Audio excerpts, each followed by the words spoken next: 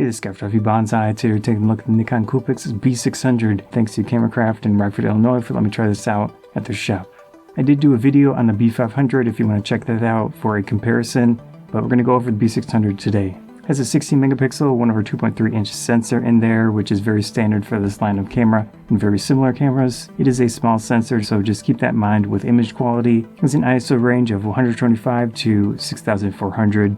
The highlight feature of this camera is the 60x optical zoom lens with the VR inside, so shake reduction in the lens. It has a range of 24 to 1440 millimeter equivalent. It's definitely a nice long zoom lens and a decent amount of wide angle on the lens itself. Aperture range of this lens is 3.3 to 6.5, so what that means is at the widest of the lens you'll get 3.3 maximum aperture, which means the size of the hole in the lens, it lets more light in.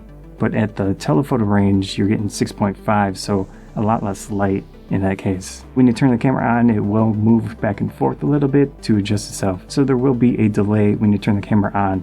It does have a built-in flash that's good for a camera of this level, of this range. It works pretty well, it pops up a decent amount. You have to physically pop it up yourself. There is no spring mechanism in this specific camera. That works just fine, I didn't see any issues with it. It does have a dedicated AF assist light, which is good. I personally like to have that turned off most of the time, but it is in there, which is nice. This camera feels pretty compact for an ultra zoom, but you still won't be able to fit it in a pocket, maybe a really large coat pocket, but in general you'll be using some type of bag with this camera. There is a 3-inch screen in the back, 921,000 dots, pretty standard resolution for a camera of this level. The screen does not have any touch capability to it, and also there is no viewfinder in this camera, so when you're composing your photos, you'll be using that back screen. And it does not tilt or change at all, it's fixed to the camera.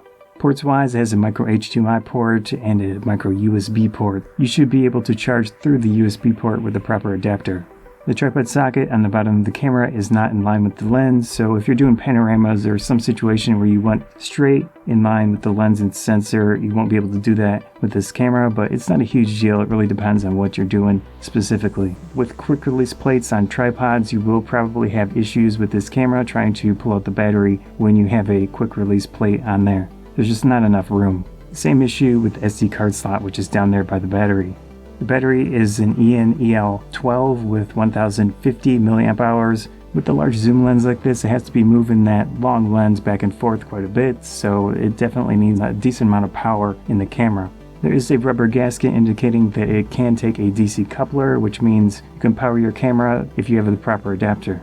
There is a mode dial with a mix of various tasks and specific modes. Switching it will show the name on the back of the screen. So this camera is very focused on tasks instead of the standard photography, which is aperture, shutter, ISO.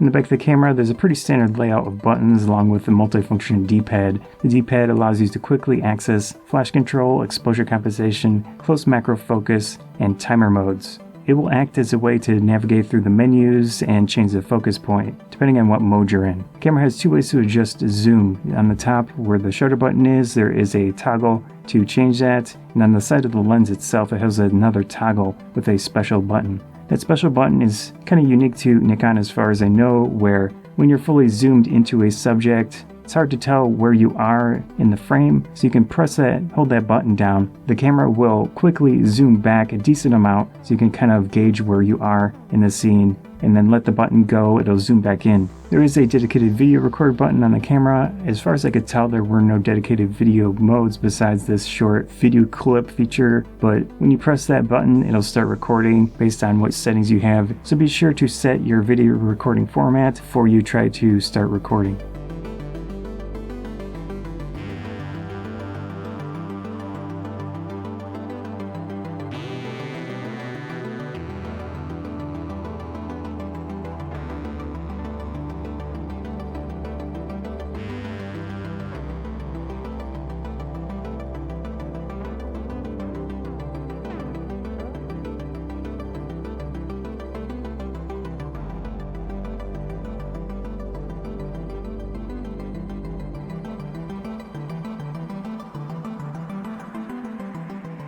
This camera obscures many of the standard modes of traditional cameras, so aperture, shutter, ISO, you're not going to be able to really control a lot.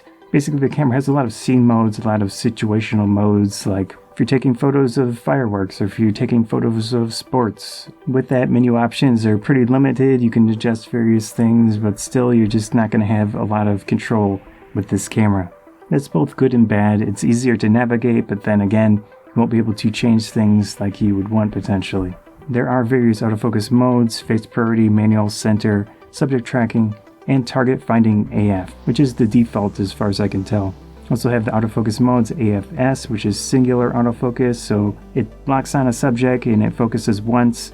Also AFF, which is full-time autofocus. That means it'll continuously keep trying to focus on whatever you're pointing at. And pre-AF, pre-focus, which is very similar, but it's going to attempt to estimate where you're going to focus. Given that this is a contrast-based system, autofocus actually felt pretty decent in my limited testing. I did try out the tracking feature and it was losing tracking just by moving the camera back and forth a little bit. It really depends on what you're trying to do with the camera, but just single point autofocus, it worked decently well to get on a subject. Let's go over some of the modes. You have creative mode, night mode, backlighting, scene, and panorama. I did try out the panorama feature a few times, but you can see the results here.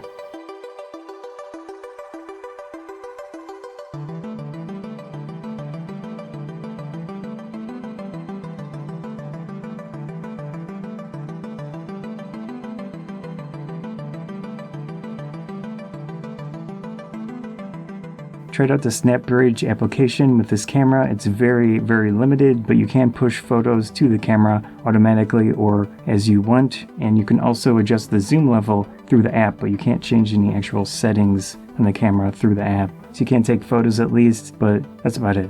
I'm going to get into some of the negatives of a camera like this. There is no RAW support. That basically means image files with more information that you can adjust as you want. Can't do that with this camera. It's just standard JPEG photos only.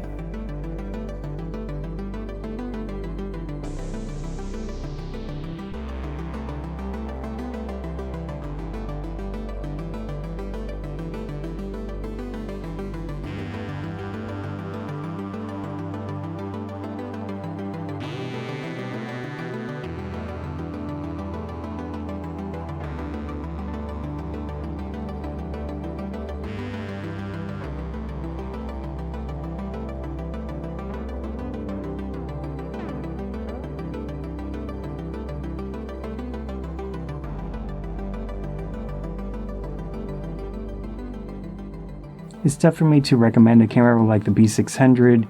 It really depends on your use cases. If you want a small, all-in-one camera that can get you a decent amount of zoom, I mean, it is an option definitely, so maybe you even want to consider the previous version of the B500 or even previous ones from that, because they're all relatively similar. With a camera like this, you really have to go into the mindset of different situations. Like I said, with taking photos of food, taking photos of people, it's going to be in the camera in a specific scene mode. The camera is pretty small, it can't fit into a pocket, so you might actually want to consider the A series of Nikon cameras, which are definitely pocketable. They're not small again, but that basically allows them to fit in a pocket of some type, and they have a decently long zoom lens as well, so those are an option. But with the B600, see what's in there. It's decent enough camera for what it is. So that was a look at the B600. Hope you enjoyed this video. Again, thanks to Camera in Rockford, Illinois for letting me try this out at their shop. Scott Photography Banzai, thanks. If you enjoyed this video, please consider subscribing. That helps me out a lot. Likes and shares help out a lot as well. Thanks again.